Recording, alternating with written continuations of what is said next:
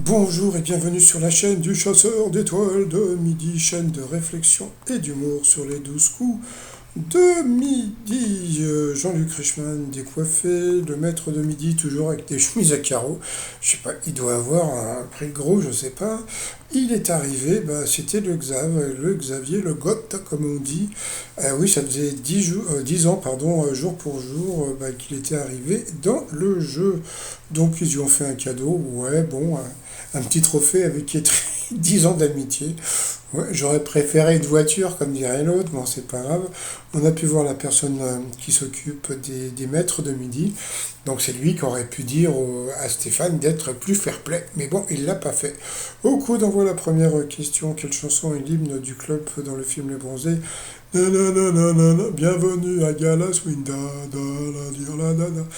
Alors, il y a un truc qu'il faut savoir, c'est qu'en grande majorité, la plupart des animateurs télé étaient avant comment on appelle ça, des gentils, des géos au Club Med. Et c'est vrai, hein, donc si un jour vous voulez devenir animateur télé, passez d'abord par la case Club Méditerranée. Après, vous aviez cette fille, je dirais pas son prénom, voilà, parce que, voilà, je dirais pas son prénom, je parlerai pas de la personne qui est en visio, ni de la dame qui était derrière.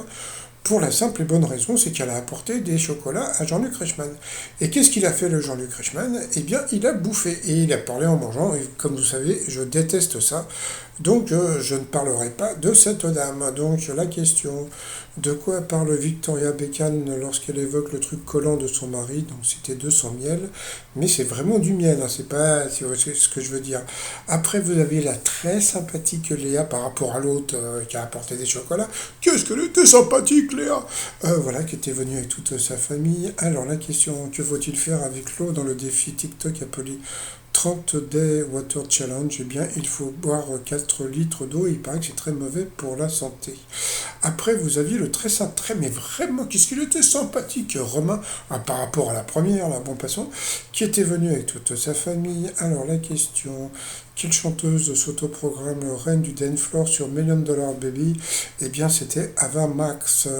Pour le maître de midi, pourquoi les ours polaires sont-ils blancs? Il a dit pour conserver la chaleur. Eh bien, c'était ça. Je crois que Xavier avait dit le contraire, mais bon, je l'ai pas bien entendu, mais c'était bien pour conserver la chaleur. Pour la fille que j'aime pas, selon lui, à quoi l'acteur Samuel L. Jackson doit-il la remarquable longévité de son couple? Eh bien, c'était une évidence, c'était à ses infidélités. Mais bon, en général, les mecs, hein, donc, ils veulent bien être infidèles, mais la femme, vous restez à la maison, hein. Donc, sur cette question, eh bien, la fille que j'aime pas est passée au rouge. Qui dit rouge, il dit duel. Elle a pris le sympathique Romain. Oh, Romain, que s'il était gentil! Quelle était la fleur officielle de la cour sous le règne de Louis XIV? Donc il est parti sur le liste, et ben non, c'était la tulipe. Et là, je crois que Stéphane le savait, et Xavier aussi. Donc le très sympathique Romain a été éliminé, et la méchante, elle est restée dans le jeu. Ensuite, eh bien, la méchante Stéphane et Léa se sont retrouvés pour le coup par coup. Alors, qui est un célèbre footballeur? Il n'y avait que des Xavier. La mauvaise réponse, c'était Xavier Ballesteros, qui était, comme son papa, un joueur de, comment on appelle ça, un golfeur. Donc voilà. Ensuite, quel aliment trouverait sa place sur une table où seul ce qui est jaune est autorisé? La mauvaise réponse, c'est la fille que j'aime pas qui l'a donnée. Je pense que c'est top, on s'en fout. Quel film compte à François parmi ses premiers rôles? Eh bien, c'est elle qui est passée, qui s'est plantée. Donc, ne nous fâchons pas, eh bien, il y a pas de François. Voilà. Il y a Lino Ventura, il y a Jean Lefebvre, il y a plein de gens, etc. Mais il n'y a pas de François. Donc elle est passée au rouge. Qui dit rouge dit duel. Elle a pris la sympathique Léa en duel, qui est tombée sur une question qui n'était pas évidente. Où se trouvent les termes de Flavius, vieux de presque 2000 ans, encore en activité de nos jours? Donc je crois qu'elle est partie sur l'Italie. Le maître de midi est parti, Stéphane a dit Israël, et Xavier a dit l'Algérie. Et c'était l'Algérie, donc on peut dire que Xavier vient d'éliminer Stéphane, puisque Stéphane avait dit Israël, et que c'était bien en Algérie. Donc le maître de midi, normalement, aurait dû être éliminé. Alors sinon, la dame que j'aime pas, parce qu'elle a apporté des chocolats à Jean-Luc Reichmann qui a parlé la bouche pleine à cause de ça, contre Stéphane pour le coup fatal. Alors, tout d'abord, le maître de midi a été élégant, donc voilà, donc il lui a dit bonne chance, donc j'ai trouvé que c'était, voilà, ça change, hein, parce que bon, jusqu'à présent, il disait pas, voilà, donc bon, pourvu que ça dure, comme dirait l'autre. De quelle ville réputée pour son lac les Annécéens sont-elles les habitants? Donc c'était Annecy. Pour la dame, quel oiseau rapace porte le même nom qu'une grande ville italienne? Elle n'a pas trouvé, c'était Milan, un genre d'aigle. Que frappe à l'aide de sa raquette un joueur de badminton? Elle a dit une raquette, c'était un volant. Toujours pour elle, d'un personnage de quel auteur le milliardaire Picsou est-il inspiré? C'était de Dickens. Elle ne le savait pas. Sur quel continent les cigognes d'Alsace passent-elles l'hiver? Elle n'a pas dit non plus, pourtant c'était facile, c'était en Afrique. Pour apporter des chocolats, mais pour donner les réponses, hein. Ensuite, le mec, il va pas la lâcher. Quel groupe reprend avec brio la chanson If I Can Dream pour la BO du biopic Elvis? C'était le groupe qui avait gagné l'Eurovision, là je sais plus comment il s'appelle, bon c'est pas important. Quel type d'établissements publics sont le Louvre de Paris et l'Ermitage de Saint-Pétersbourg? Enfin, elle a donné une réponse, c'était donc bien sûr un musée. Pour le maître de midi, quel président de la République française s'intéressait à l'art des Indiens Taïnos? Il n'a pas trouvé, pourtant c'était hyper facile, c'était Chirac, hein. Ça plus tout ce qui était les sumos, etc. Toujours pour lui. Sur quel royaume Richard Cœur de Lion a-t-il régné? L'Angleterre. Après, quel art est récompensé par les statuettes créées par César? Le cinéma. Pour lui, quel cinéaste français doit le chef-d'œuvre Orphée? Il a dit, je sais plus qui, en fin de compte, bon, c'était Rentre ici, Jean Moulin, c'était, je sais plus son nom. Bon, c'est pas important. C'était le bon. Après, quel art, l'adjectif pictural se rapporte-t-il? Je sais plus ce qu'il a dit. Bon, passons. Après, il s'est planté.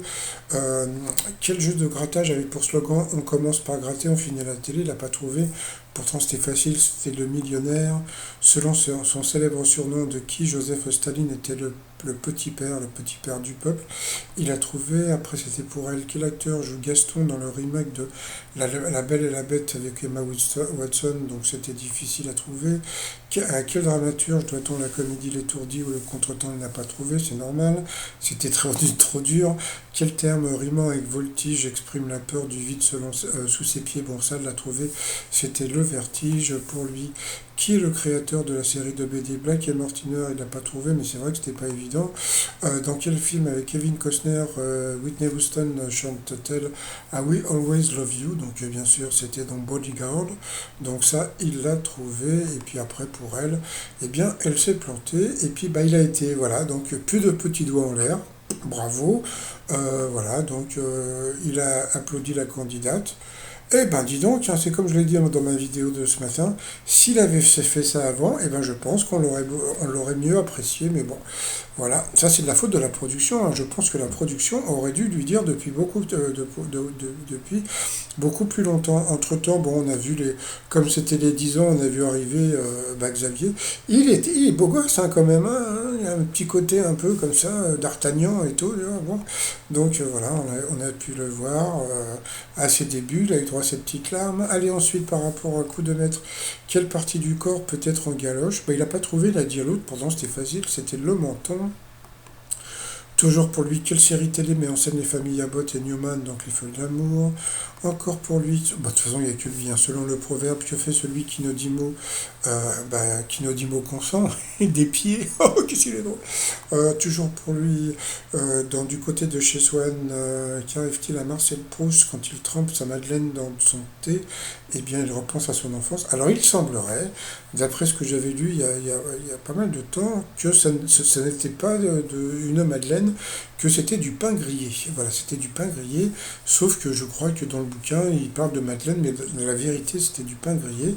Donc voilà, mais bon, il y a tellement de gens maintenant qui vendent la madeleine de Proust, bon, passons. Ensuite, qui est Rob Lever, dont le nom a été donné à la compétition annuelle appelée Laver Cup? Il a dit un rugbyman, il ne savait pas.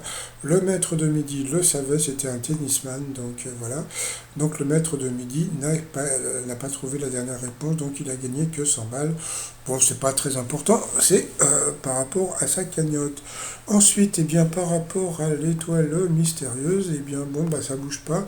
Moi, comme je vous ai dit ce matin, donc je vais rester sur Jean Reno, et puis, bah, c'est tout. Donc, voilà, donc c'était très sympa de revoir le Xavier. Je trouve que, comme cadeau, le petit truc amitié, ça fait un peu ringard, mais bon, c'est pas grave, ma pauvre Lucette. Allez, je vous souhaite une très très bonne journée, et je vous dis à demain, portez-vous bien, et surtout, portez-vous, bye bye.